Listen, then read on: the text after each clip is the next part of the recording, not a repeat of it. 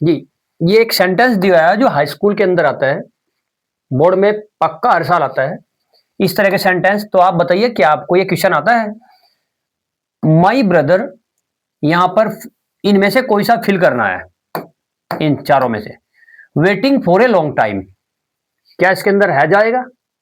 आपको पता है क्या इसके अंदर इज प्रयोग होगा, या विल का प्रयोग होगा, या फिर हैड बीन का प्रयोग होगा? इसके अंदर कौन सा राइट है जो यूज करना है? ये वर्ब भरने के नियम से कौन सी हेल्पिंग वर्ब या वर्ब इसके अंदर आएगी? जी, अगर आपको नहीं पता है कि किस टेंस के अंदर कौन सी वर्ब या हेल्पिंग वर्ब भरी जाती है, तो यहां पर एक मास्टर ट्रिक दी हुई है वर्ब भरने के लिए, जो वेरी वेरी इंपॉर्टेंट है और आपको देखने को नहीं मिलने वाली है। कहीं आप सर्च करोगे भी तो नहीं मिलेगी। जी, तो ये ट्रिक देखते हैं। अगर जो आपको यहां बताया जा रहा है एग्जाम में नहीं मिला तो वो हमारी गलती, लेकिन अगर आपने उसको ध्यान से नहीं पढ़ा तो वो आपकी गलती। मास्टर ट्रिक वर्ब भरने के कुछ इंपॉर्टेंट नियम है। ये इसी सेंटेंस के अंदर यदि yesterday, last year, last week, last month या इन 1950 या कोई भी सन आ जाता है, तब उसमें हम सेकंड वर्ब का प्रयोग करेंगे। याद रखना है, नोट कर लेना अपनी नोटबुक के अंदर, ये आपको नहीं मिलेंगे कहीं पर। तो सेकंड वर्ब उसमें प्रयोग करनी है। Tomorrow, next day, next week अगर कहीं पर लिखा आता है तो उसके अंदर विल के साथ फर्स्ट फॉर्म प्रयोग होगी। याद रखना, इसके नीचे एग्जांपल दिए हैं तो उसमें प्रयोग करेंगे, इसको याद रखना। हैज और हैव हैड मिलेंगे तो थर्ड फॉर्म प्रयोग करेंगे। डू डज डिड होने पर फर्स्ट वर्ब का प्रयोग करेंगे। और ऑलवेज, नेवर, एवरीडे होने पर मोस्टली फर्स्ट वर्ब का प्रयोग करेंगे। पैसिव वॉइस वाले वाक्य में थर्ड वर्ब का प्रयोग करेंगे। और बी वाले वाक्य में अगर किसी सेंटेंस के लास्ट में बी लिख कर दे दिया तो is, am, are, was, were या will be according to the subject प्रयोग करेंगे, सब्जेक्ट के अनुसार। तो ये एग्जांपल है जी।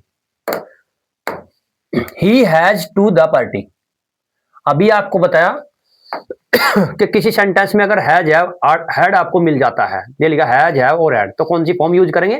थर्ड फॉर्म यूज करेंगे। देखो, जाने की थर्ड फॉर्म क्या होती है? ना ही तो गो होती है तो फर्स्ट फॉर्म होती है, वेंट सेकंड फॉर्म होती है, और ये आईएनजी वाली फॉर्म होती है, और ये वाली थर्ड फॉर्म होती है। तो इसके अंदर कौन आएगा? गॉन। और ये आपका नंबर बिल्कुल पक्का जी। नेक्स्ट देखते हैं, आई writing an essay for 2 hours। ये इसका भी रूल, आप एक बार वो रूल अपने सामने रखो, जो रूल्स दिखाई गए हैं 7-8 रूल्स है, एक बार उनको नोट करो, किसी नोटबुक में सामने रखो, और जितने 8-10 सेंटेंस प्रैक्टिस के लिए दिए गए हैं तो आप ऑटोमेटिकली इनको कर दोगे। जिस सेंटेंस में 4+ टाइम होता है, सिंस या 4+ टाइम, उसके लिए रूल दिखाया गया है। किसी सेंटेंस में जी, याद रखना, अगर किसी सेंटेंस में सिंस और 4 और उसके साथ में अगर टाइम लगा हो, कोई भी टाइम, तो उसमें हैड बीन का प्रयोग करेंगे। हैड बीन, और वर्ब में क्या लगाएंगे? आईएनजी वाली फॉर्म। ये याद रखना है, नोट कर लेना ये सब।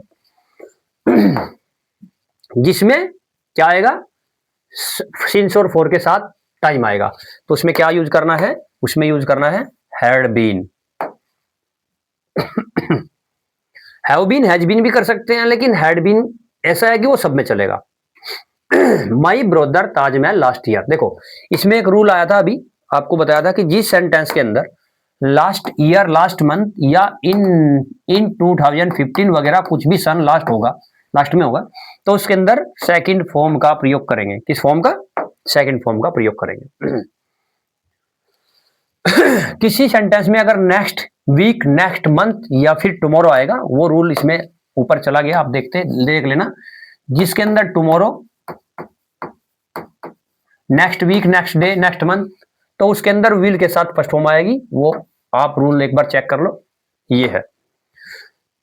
जिस सेंटेंस में डू डज के साथ नोट होगा, ये नोट है, डू नोट, डज नोट, तो उसमें जस्ट खाली फर्स्ट फॉर्म ही आएगी।